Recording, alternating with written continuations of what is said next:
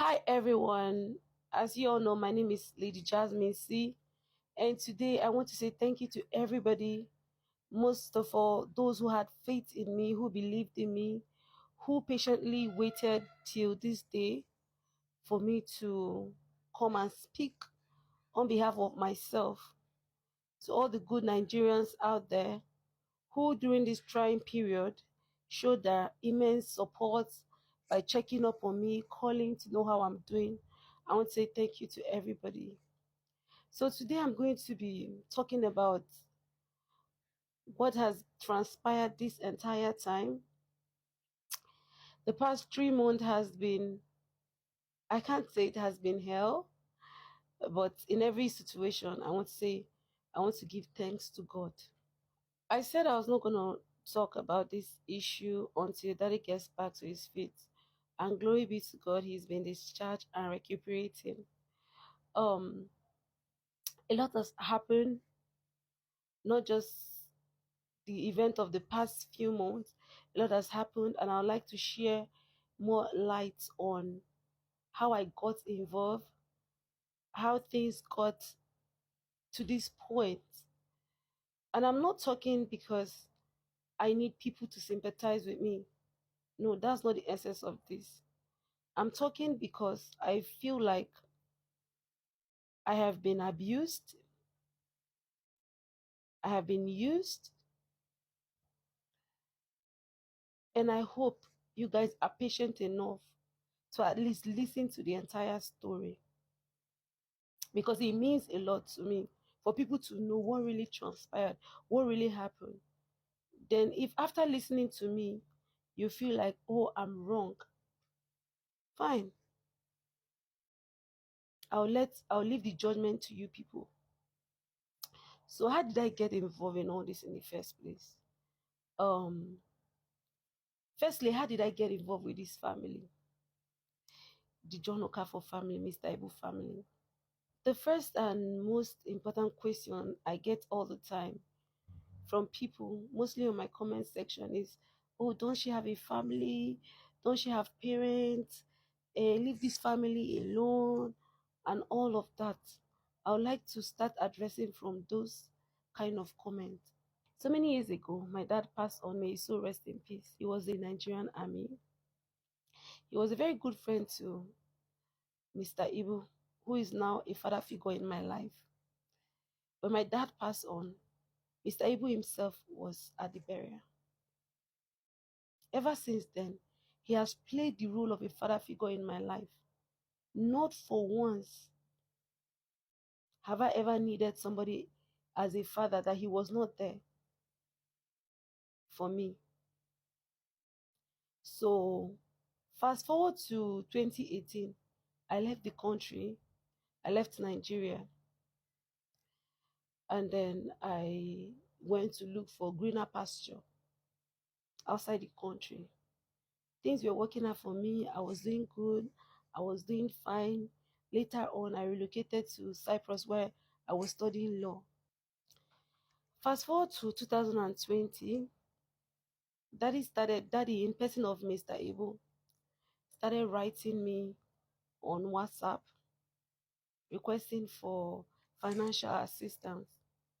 I was really surprised because before I left this country, he was doing well. If he wasn't at the peak of his career, he was doing absolutely well. He has exotic cars, everything was okay for him. So in 2020, when he started reaching out to me that he needed money for certain things, I was really surprised. Certain times I will send 50,000, 5,000, 2,000, as much as I can. I have friends then in Cyprus that can attest to it. I think I have one friend, Ventura, another friend, Otonye. These are people I know that can attest to it because then, even when I don't have as much, I would borrow from them or I would get from them to send to him. So at some point, it was quite disturbing because I know when I left this country, he was doing very, very okay. I started asking questions. I asked him what exactly is happening in your life right now for you to be asking for the least 50,000, 10,000, 5,000. Are you sure everything is okay? That was the first time he mentioned to me that he was sick and he was in Abuja. I then asked him, how about your wife? How is the children? How is everybody doing? It's been long since I heard from any of them. He said, his wife is in Lagos. That he has been in Abuja for close to 2 years now. And I was like, if you're sick, the best place to be is your home in Lagos. Why Abuja? He didn't really say much. So I told him to send me his wife number that I would like to hear from her. It's been a while. I'd like to hear from her. Let me know what's happening in their life and all of that. Let me also understand why he was asking for those kind of financial help if things has really gotten that bad. Because I was in shock. It also surprised me. So he later sent her number. I called her. I asked her how she was doing. She said everything was not well. I could remember that day.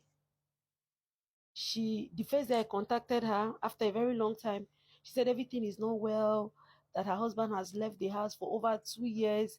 He has abandoned the children and everything. I was surprised to hear that from her. And then she said that very day, she started sending me videos. I think the last time they called me out that I was on that the freeze live, I made reference to that.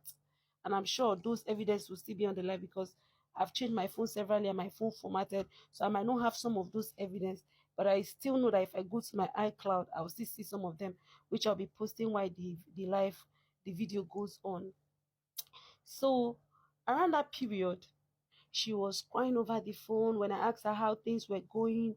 She said that daddy, in person of Mr. Ibu, has left the house for over 2 years, abandoned her with the kids, that things were really bad for her. Even that day, she sent me a video of NEPA people cutting the light as of when I called her. The NEPA people were there. She went to her car. She showed me her car, that there was no fuel in her car. Her car was in a very bad condition. That in fact, that if I don't intervene, no, no, no, no, no, no, no. The NEPA people will cut the light and there will be no light there will be no light in the house. And the children were drinking Gary, that there was no food in the house for the children, that they were drinking Gary, that things has gotten real bad, that since daddy was in Abuja, he was not really in a very good state to help them and support her. And for her, she's not doing any work. She according to her, she married him. She has not had any job. She has not done anything. She has no means of sustaining the family. I mean, she totally depends on him to be able to sustain the family and pay school fees for the children. So I said, okay, me, I'm in Cyprus though. I'm studying. I showed her some of my school stuff that I'm studying law. This is where I am. We're trying to catch up with each other. And I told her this is where I am right now. But I'll try and see if I can raise at least 100,000 and send to her so that she can sort out the little she can solve. She said, okay, that day I sent her 100,000.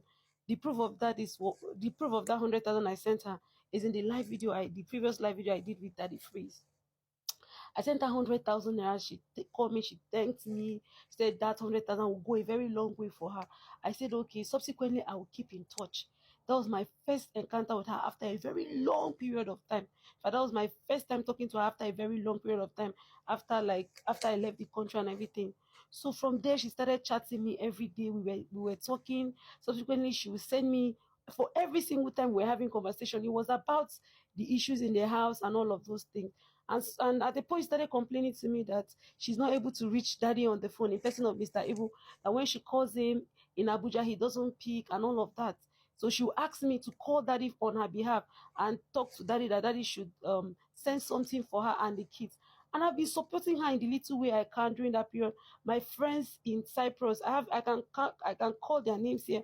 I'm sure most of them are still alive, although I'm not in contact with some of them because I've left Cyprus for a while. They are aware. Some of them are aware because when I don't have, I'll ask my friend, oh please help me, I want to send. They know how close I was to the family and how I was always concerned about the family. So at one point I said I was coming back to Nigeria because at that point I was dating someone and we're talking about getting married. So I had a reason to come to Nigeria, and I told her, I said, look, I'm coming to Nigeria. When I come to Nigeria, we'll sit down and talk. Then we'll know how to solve some of all these issues that is going on, you know. So I was also talking to daddy's son, Valentine, that was in South Africa. I was talking to so many people in the family that period. So when I came back to Nigeria, I was supposed to come to Lagos. In fact, she was supposed to meet me at the airport, but she couldn't meet up. And then I told her I was going straight to Abuja. I traveled with one other lady, one of their family friend. So we went to Abuja. On getting to Abuja, Daddy was